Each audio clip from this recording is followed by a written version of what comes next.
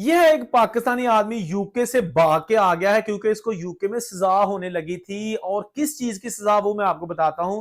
तकरीबन 59 साल इसकी उम्र। इसका नाम मोहम्मद जाहिद। यूके में ये अरसा दराज से मुकीम था। वहां पर इसने शादी भी कर रखी थी। दो इसके बेटे भी हैं। एक बेटा 13 साल का, दूसरा 11 साल का। लेकिन जो 11 साल का बेटा है इसका, उसकी जो क्लास फेलो एक पाकिस्तानी फैमिली की लड़की थी, वो इसके घर इसके क्लास फेलो यानी कि इसके छोटे बेटे को मिलने आई। घर में कोई नहीं था।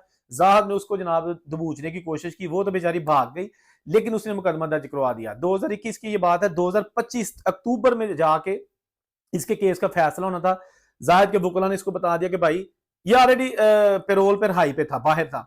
हुक्म की जब डेट आनी थी तो वकला ने बता दिया कि आपका केस बड़ा वीक है, आपको सजा हो जाएगी, कुछ कर लो। तो ये बंदा 1 महीना हो गया पाकिस्तान भाग के आ गया, और इसको अभी अक्टूबर में सजा होनी थी, लेकिन ये पाकिस्तान आके एबटाबाद भी इस वक्त मौजूद है।